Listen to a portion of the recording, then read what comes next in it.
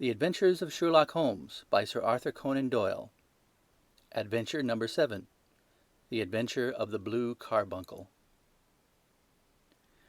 I had called upon my friend, Sherlock Holmes, upon the second morning after Christmas, with the intention of wishing him the compliments of the season. He was lounging upon the sofa in a purple dressing-gown, a pipe-rack within his reach upon the right, and a pile of crumpled morning papers, evidently newly studied, near at hand. Beside the couch was a wooden chair, and on the angle of the back hung a very seedy and disreputable hard felt hat, much the worse for wear and cracked in several places. A lens and a forceps lying upon the seat of the chair suggested that the hat had been suspended in this manner for the purpose of examination. "You are engaged," said I. "Perhaps I interrupt you." "Not at all. I'm glad to have a friend with whom I can discuss my results. The matter is a perfectly trivial one." He jerked his thumb in the direction of the old hat. "But there are points in connection with it which are not entirely devoid of interest, and even of instruction." I seated myself in his armchair and warmed my hands before his crackling fire, for a sharp frost had set in, and the windows were thick with the ice crystals.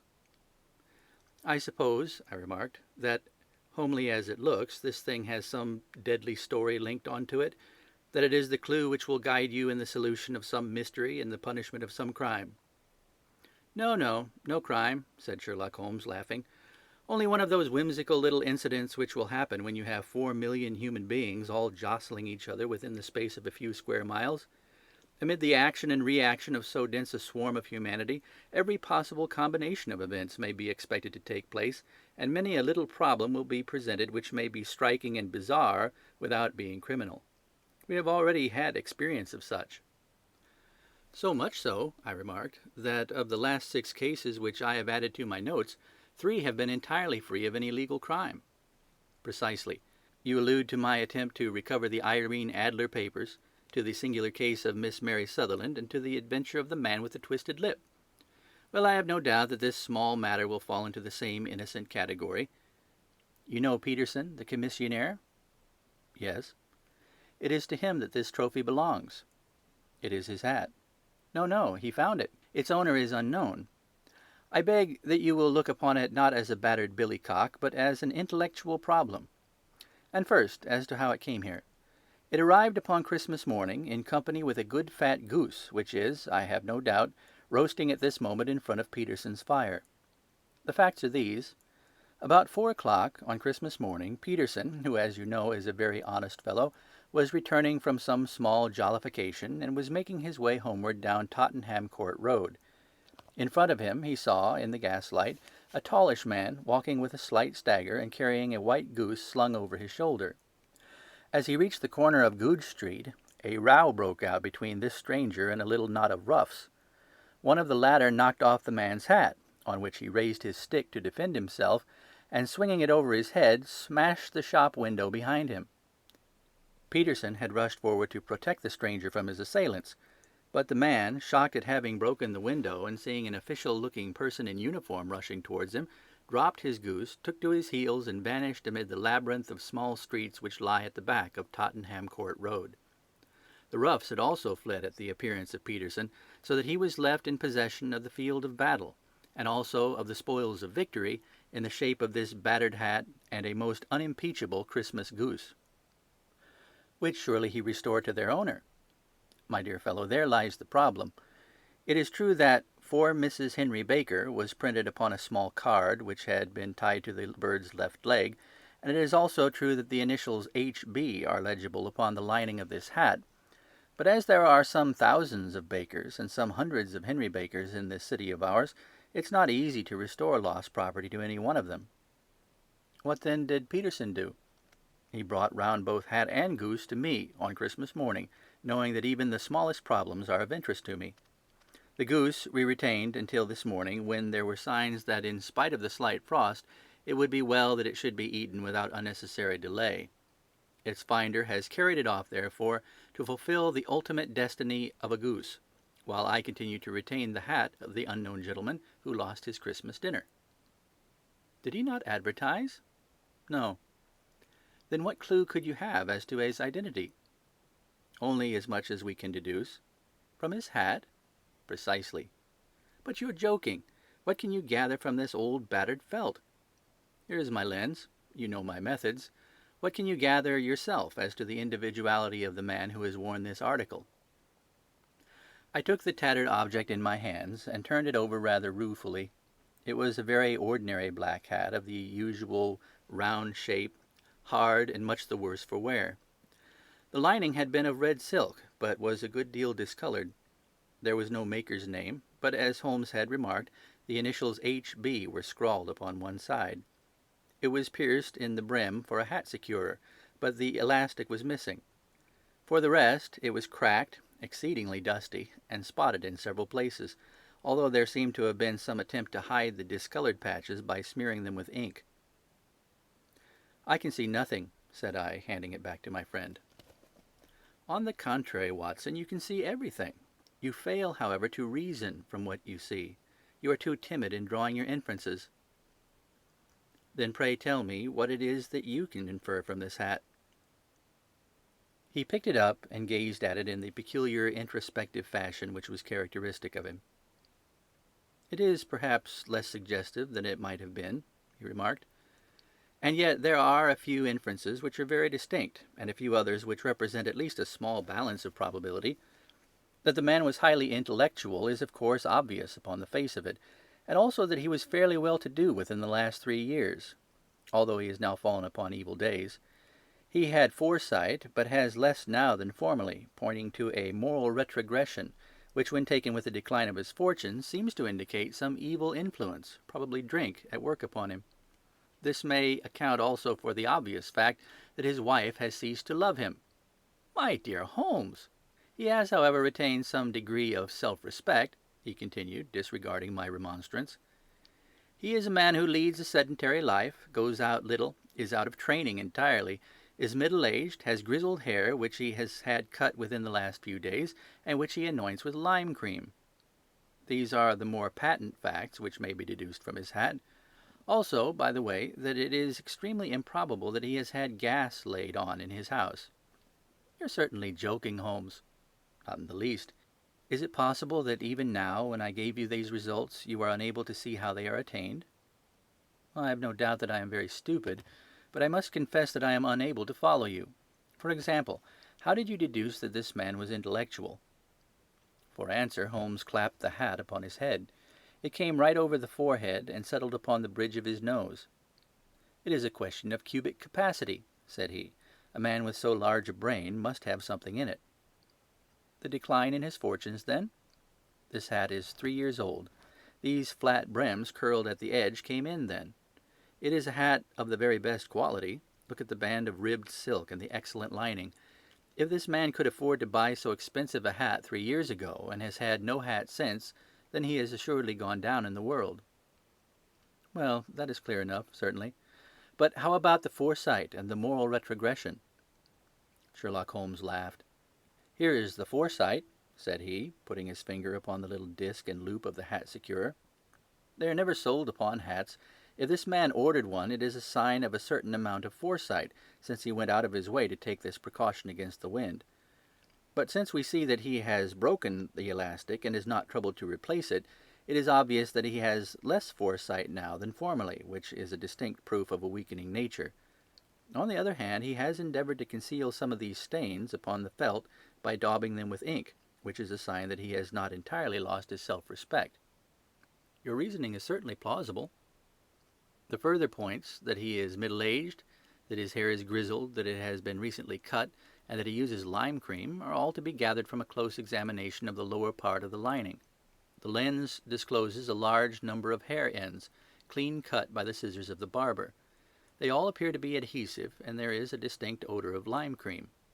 This dust, as you will observe, is not the gritty grey dust of the street, but the fluffy brown dust of the house, showing that it has been hung up indoors most of the time, while the marks of moisture upon the inside are proof positive that the wearer perspired very freely, and could therefore hardly be in the best of training."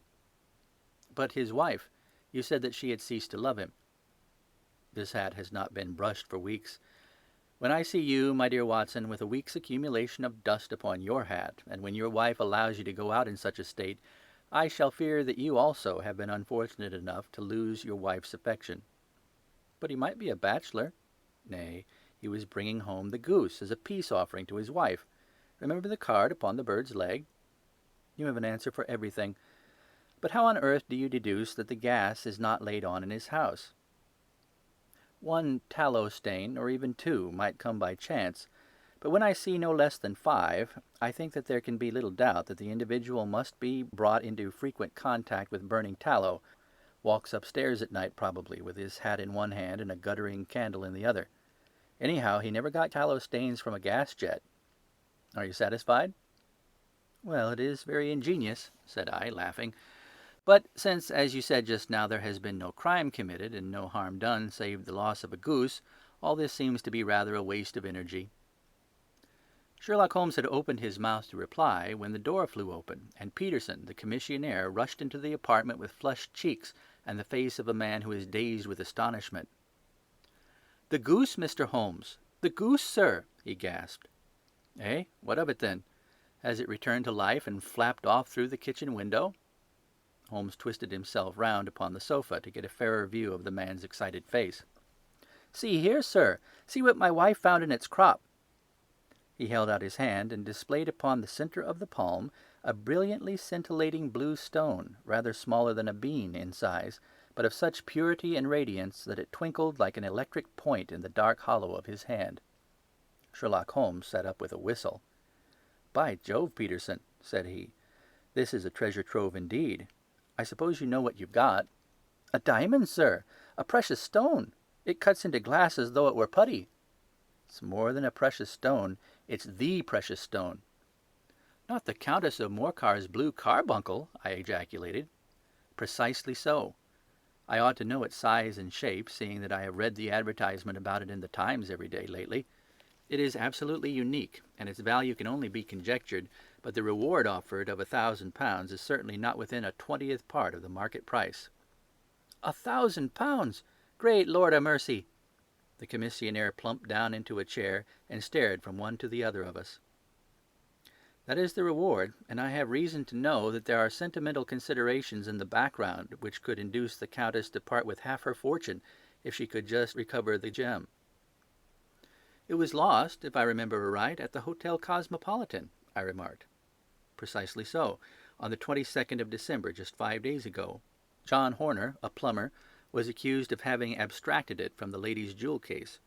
The evidence against him was so strong that the case has been referred to the assizes. I have some account of the matter here, I believe."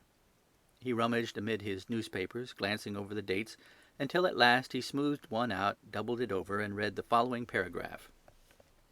"Hotel Cosmopolitan Jewel Robbery. John Horner, 26, plumber, was brought up upon the charge of having, upon the 22nd instant, abstracted from the jewel case of the Countess of Morcar the valuable gem known as the blue carbuncle. James Ryder, upper attendant at the hotel, gave his evidence to the effect that he had shown Horner up to the dressing-room of the Countess of Morcar upon the day of the robbery, in order that he might solder the second bar of the grate, which was loose. He had remained with Horner some little time, but had finally been called away. On returning, he found that Horner had disappeared, that the bureau had been forced open, and that the small morocco casket, in which, as it afterwards transpired, the Countess was accustomed to keep her jewel, was lying empty upon the dressing-table. Ryder instantly gave the alarm, and Horner was arrested the same evening. But the stone could not be found, either upon his person or in his rooms. Catherine Cusack, maid of the Countess, deposed to having heard Ryder's cry of dismay on discovering the robbery, and to having rushed into the room where she found matters as described by the last witness. Inspector Bradstreet, B Division, gave evidence as to the arrest of Horner, who struggled frantically and protested his innocence in the strongest terms. Evidence of a previous conviction for robbery having been given against the prisoner, the magistrate refused to deal summarily with the offence, but referred it to the assizes. Horner, who had shown signs of intense emotion during the proceedings, fainted away at the conclusion and was carried out of court. So much for the police court," said Holmes, thoughtfully, tossing aside the paper. "The question for us now to solve is the sequence of events leading from a rifled jewel case at one end to the crop of a goose in Tottenham Court Road at the other. You see, Watson, our little deductions have suddenly assumed a much more important and less innocent aspect. Here is the stone. The stone came from the goose, and the goose came from Mr. Henry Baker, the gentleman with the bad hat and all the other characteristics with which I have bored you. So now we must set ourselves very seriously to finding this gentleman and ascertaining what part he has played in this little mystery. To do this, we must try the simplest means first, and these lie undoubtedly in an advertisement in all the evening papers. If this fail, I have recourse to other methods. What will you say? Give me a pencil and that slip of paper. Now then, found at the corner of Goodge Street, a goose and a black felt hat. Mr. Henry Baker can have the same by applying at 6:30 this evening at 221B Baker Street. That's clear and concise. Very. But will he see it? Well, he is sure to keep an eye on the papers, since to a poor man the loss was a heavy one. He was clearly so scared by his mischance in breaking the window and by the approach of Peterson that he thought of nothing but flight. But since then he must have bitterly regretted the impulse which caused him to drop his bird. And then again, the introduction of his name will cause him to see it, for every one who knows him will direct his attention to it. Here you are, Peterson. Run down to the advertising agency and have this put in the evening papers. In which, sir? Oh, in the Globe, Star, Pall Mall, St. James, Evening News, Standard, Echo, and any others that occur to you. Very well, sir. And this stone? Ah, yes, I shall keep the stone. Thank you. And I say, Peterson, just buy a goose on your way back and leave it here with me, for we must have one to give to this gentleman in place of the one which your family is now devouring. When the commissionaire had gone, Holmes took up the stone and held it against the light. It's a bonny thing, said he. Just see how it glints and sparkles. Of course, it is a nucleus and focus of crime. Every good stone is. They are the devil's pet baits. In the larger and older jewels, every facet may stand for a bloody deed. This stone is not yet 20 years old. It was found in the banks of the Amoy River in southern China, and is remarkable in having every characteristic of the carbuncle, save that it is blue in shade instead of ruby red. In spite of its youth, it has already a sinister history. There have been 2 murders, a vitriol throwing, a suicide, and several robberies brought about for the sake of this 40-grain weight of crystallized charcoal. Who would ever think that so pretty a toy could be a purveyor of the gallows and the prison? I'll lock it up in my strong-box now, and drop a line to the Countess to say that we have it. Do you think that this man Horner is innocent? I cannot tell. Well, then, do you imagine that this other one, Henry Baker, had anything to do with the matter? It is, I think, much more likely that Henry Baker is an absolutely innocent man who had no idea that the bird which he was carrying was of considerable more value than if it were made of solid gold. That, however, I shall determine by a very simple test, if we have an answer to our advertisement. And you can do nothing till then? Nothing. In that case, I shall continue my professional round. But I shall come back in the evening at the hour you have mentioned, for I would like to see the solution of so tangled a business.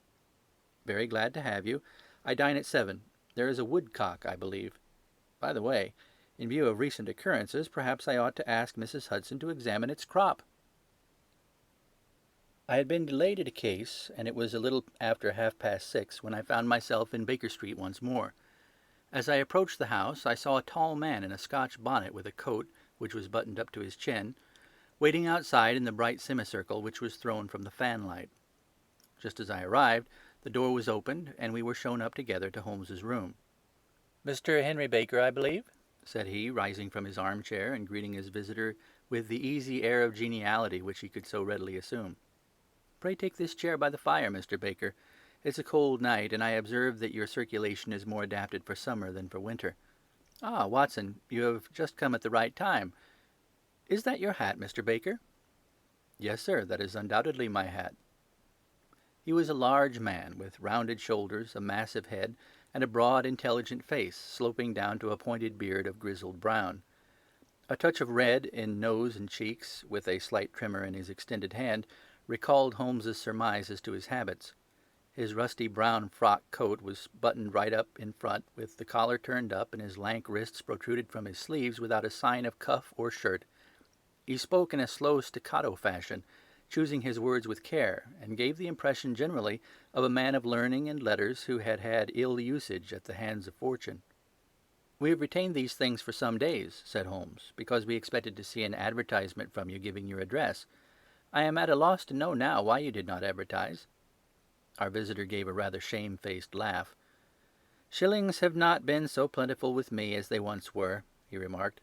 "I had no doubt that the gang of roughs who assaulted me had carried off both my hat and the bird.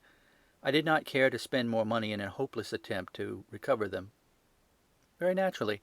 By the way, about the bird, we were compelled to eat it." "To eat it?" Our visitor half rose from his chair in his excitement. "Yes, it would have been no use to anyone had we not done so. But I presume that this other goose upon the sideboard, which is about the same weight and perfectly fresh, will answer your purpose equally well?" "Oh, certainly, certainly," answered Mr. Baker with a sigh of relief.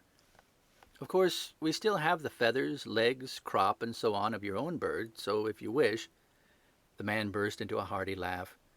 "They might be useful to me as relics of my adventure," said he, "but beyond that I can hardly see what use the dejecta membra of my late acquaintance are going to be to me. No, sir, I think that, with your permission, I will confine my attentions to the excellent bird which I perceive upon the sideboard." Sherlock Holmes glanced sharply across at me, with a slight shrug of his shoulders. "There is your hat, then, and there your bird," said he. "By the way, would it bore you to tell me where you got the other one from? I am somewhat of a fowl fancier, and I have seldom seen a better grown goose." "Certainly, sir," said Baker, who had risen and tucked his newly gained property under his arm. "There are a few of us who frequent the Alpha Inn near the museum. We are to be found in the museum itself during the day, you understand. This year our good host, Windigate by name, instituted a goose club, by which, on consideration of some few pence every week, we were each to receive a bird at Christmas. My pence were duly paid, and the rest is familiar to you. I am much indebted to you, sir, for a Scotch bonnet is fitted neither to my years nor my gravity." With a comical pomposity of manner, he bowed solemnly to both of us, and strode off upon his way. "So much for Mr. Henry Baker," said Holmes, when he had closed the door behind him. "It is quite certain that he knows nothing whatever about the matter. Are you hungry, Watson?" "Not particularly." "Then I suggest that we turn our dinner into a supper, and follow up this clue while it is still hot." "Yes, by all means." It was a bitter night, so we drew on our ulsters and wrapped cravats around our throats. Outside, the stars were shining coldly in a cloudless sky, and the breath of the passers-by blew out into smoke like so many pistol shots. Our footfalls rang out crisply and loudly as we swung through the Doctor's Quarter, Wimpole Street, Harley Street, and so through Wigmore Street into Oxford Street. In a quarter of an hour we were in Bloomsbury at the Alpha Inn, which is a small public house at the corner of one of the streets that runs down into Holborn. Holmes pushed open the door of the private bar, and ordered 2 glasses of beer from the ruddy-faced, white-aproned landlord. "Your beer should be excellent, if it is as good as your geese," said he. "My geese?" The man seemed surprised. "Yes. I was speaking only half an hour ago to Mr. Henry Baker, who was a member of your goose club." "Ah, yes, I see. But you see, sir, them's not our geese." "Indeed. Whose then?" "Well, I got the 2 dozen from a salesman in Covent Garden." "Indeed. I know some of them. Which one was it?" "Breckenridge is his name." "I don't know him. Well, here's your good health, landlord, and prosperity to your house. Good night." "Now for Mr. Breckenridge," he continued, buttoning up his coat as we came into the frosty air. "Remember, Watson, that though we have so homely a thing as a goose at one end of this chain, we have at the other a man who will certainly get 7 years' penal servitude unless we can establish his innocence. It is possible that our inquiry may but confirm his guilt, but in any case we have a line of investigation which has been missed by the police, and which a singular chance has placed into our hands. Let us follow it out to the bitter end. Faces to the south, then, and quick march." We passed across Holborn, down Indal Street, and so through a zigzag of slums to Covent Garden Market. One of the largest stalls bore the name of Breckenridge upon it, and the proprietor, a horsey-looking man with a sharp face and trim side-whiskers, was helping a boy to put up the shutters. "Good evening. It's a cold night," said Holmes. The salesman nodded and shot a questioning glance at my companion. "Sold out of geese, I see," continued Holmes, pointing at the bare slabs of marble. "Let you have 500 tomorrow morning." "That's no good." "Well, there are some on the stall with the gas flare." "Ah, but I was recommended to you." "Who by?" "The landlord of the Alpha." "Oh, yes, I sent him a couple of dozen." "Fine birds they were, too. Now, where did you get them from?" To my surprise, the question provoked a burst of anger from the salesman. "Now then, mister," said he, with his head cocked and his arms akimbo, "what are you driving at? Let's have it straight now." "It's straight enough. I should like to know who sold you the geese which you supplied to the Alpha." "Well, then, I shan't tell you. So now." "Oh, it's a matter of no importance. But I don't know why you should be so warm over such a trifle." "Warm? You'd be as warm, maybe, if you were pestered as I am.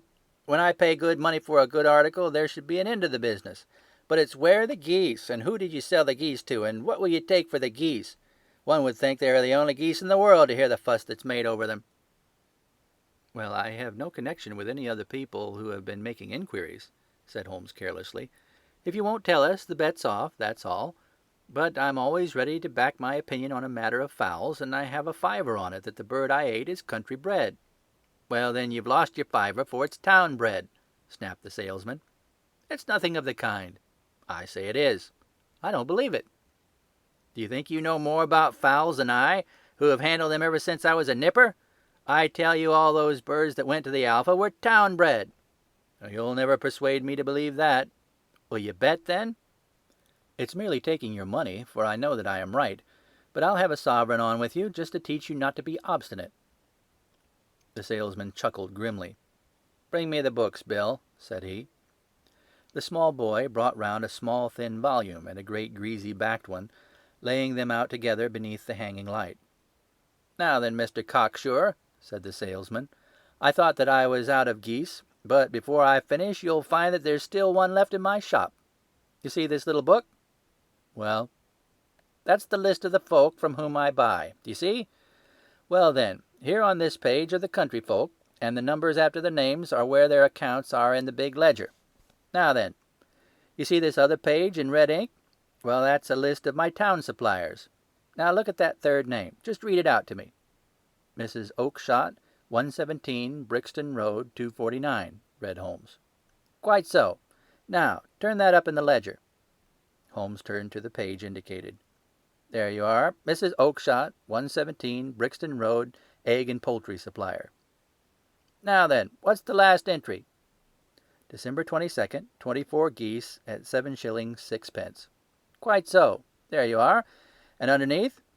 Sold to Mr. Windigate of the Alpha at 12 shillings. What do you have to say now?" Sherlock Holmes looked deeply chagrined. He drew a sovereign from his pocket and threw it down upon the slab, turning away with the air of a man whose disgust is too deep for words. A few yards off, he stopped under a lamp-post and laughed in the hearty, noiseless fashion which was peculiar to him. "When you see a man with whiskers of that cut and the pink 'un protruding out of his pocket, you can always draw him by a bet," said he. "I dare say that if I had put £100 down in front of him, that man would not have given me such complete information as was drawn from him by the idea that he was doing me on a wager. Well, Watson, we are, I fancy, nearing the end of our quest, and the only point which remains to be determined is whether we should go on to this Mrs. Oakshott tonight, or whether we should reserve it for tomorrow. It is clear from what that surly fellow said that there are others besides ourselves who are anxious about this matter, and I should—" His remarks were suddenly cut short by a loud hubbub which broke out from the stall which we had just left.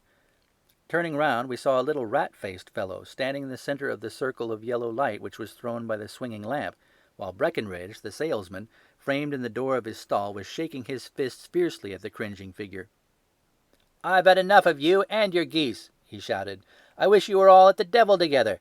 If you come pestering me any more with your silly talk, I'll set the dog at you. You bring Mrs. Oakshott here, and I'll answer to her, but what do you have to do with it? Did I buy the geese off you?"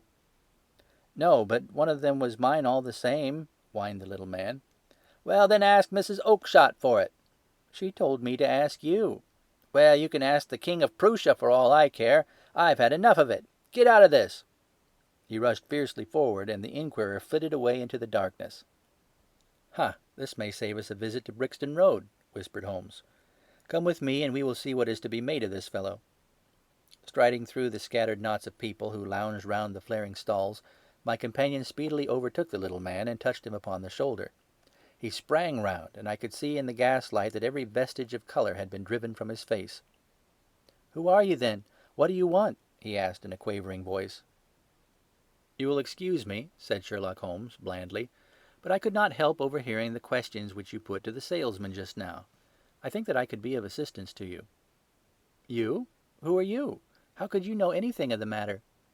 "My name is Sherlock Holmes. It is my business to know what other people don't know."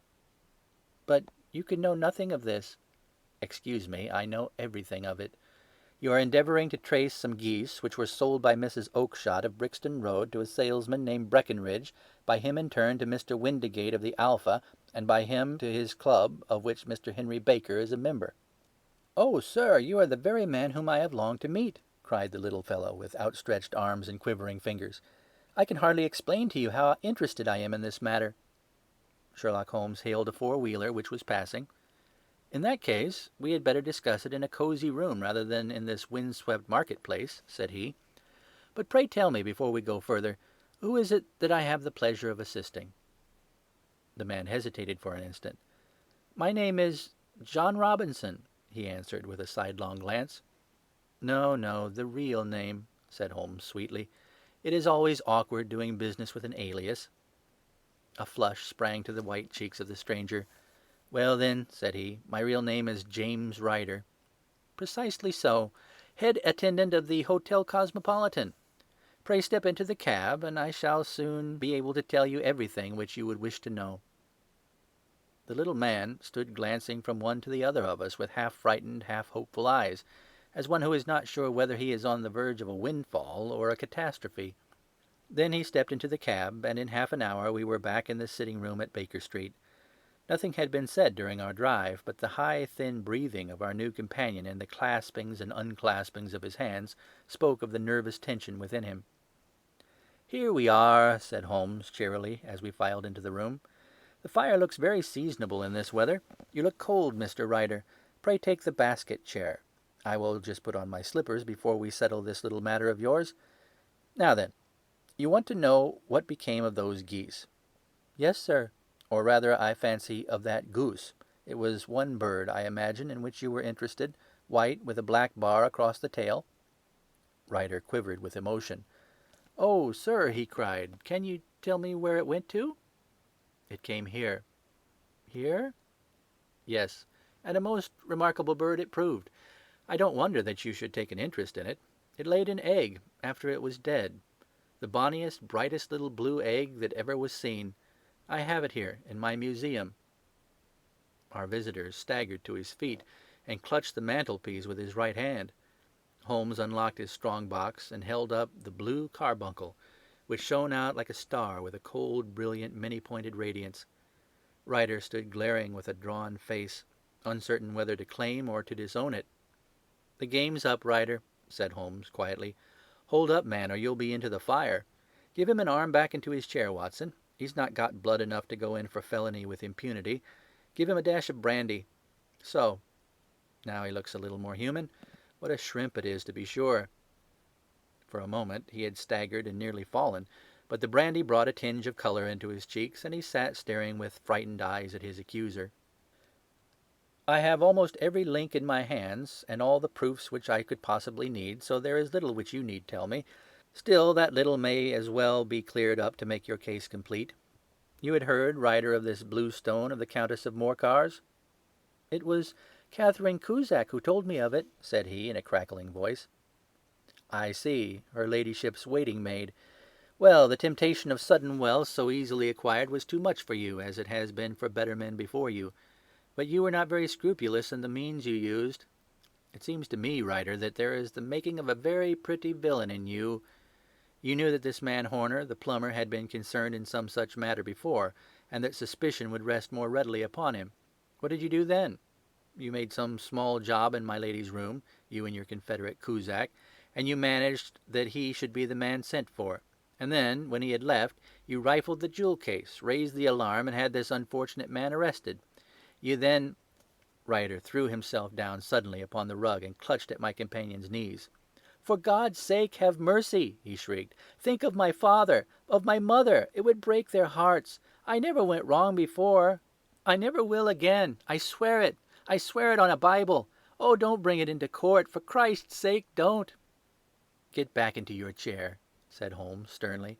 It is very well to cringe and crawl now, but you thought little enough of this poor Horner in the dock for a crime of which he knew nothing. I will fly, Mr. Holmes. I will leave the country, sir.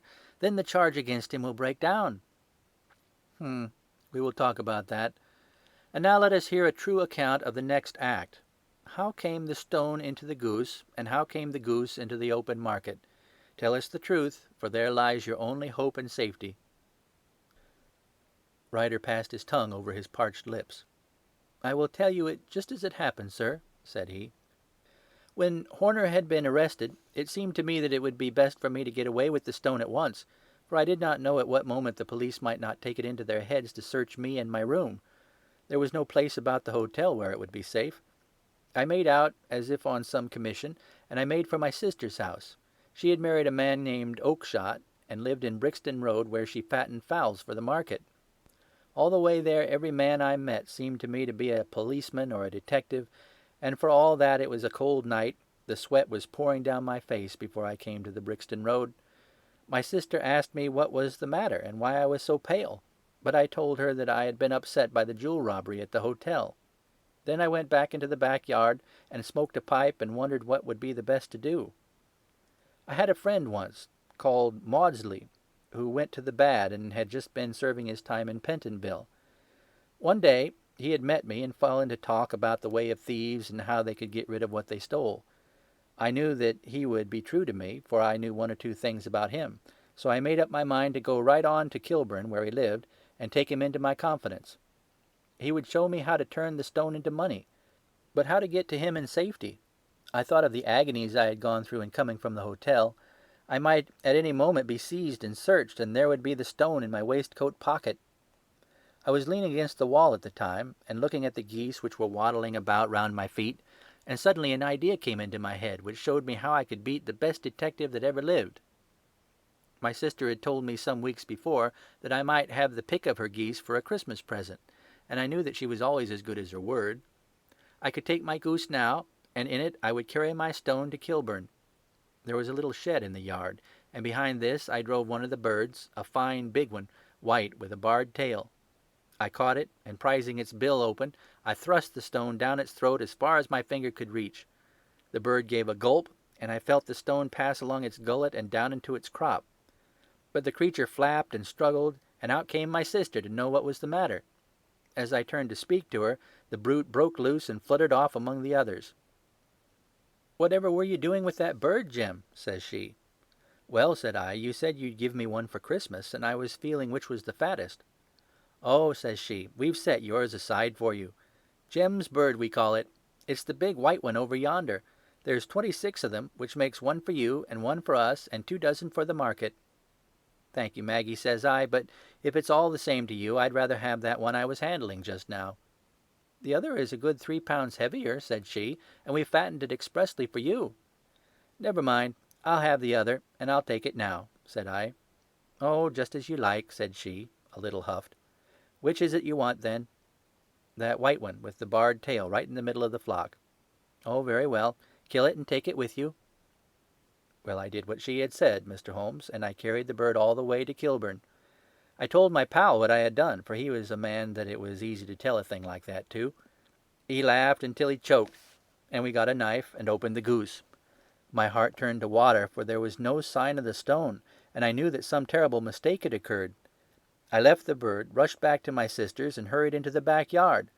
There was not a bird to be seen there. "Where are they all, Maggie?" I cried. "Gone to the dealers, Jim." "Which dealers?" "Breckenridge, of Covent Garden." "But was there another with a barred tail?" I asked, "the same as the one I chose?" "Yes, Jim, there were 2 barred-tailed ones, and I could never tell them apart." Well, then, of course, I saw it all, and I ran off as hard as my feet would carry me to this man Breckenridge. But he had sold the lot at once, and not one word would he tell me as to where they had gone. You heard him yourselves tonight. Well, he has always answered me like that. My sister thinks that I'm going mad. Sometimes I think that I am myself.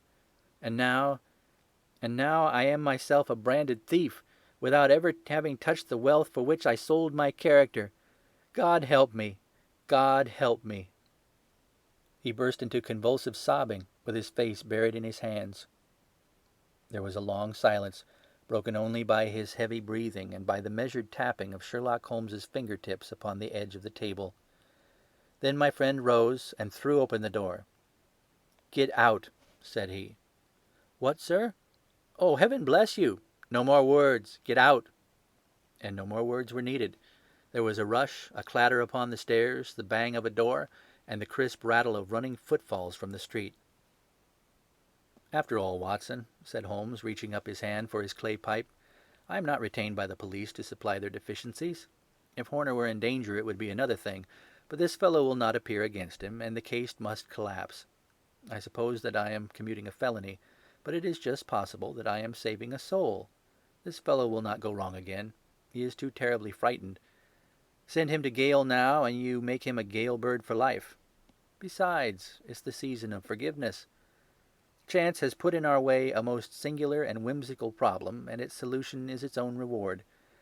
If you will have the goodness to touch the bell, Doctor, we will begin another investigation, in which also a bird will be the chief feature." End of The Adventure of the Blue Carbuncle.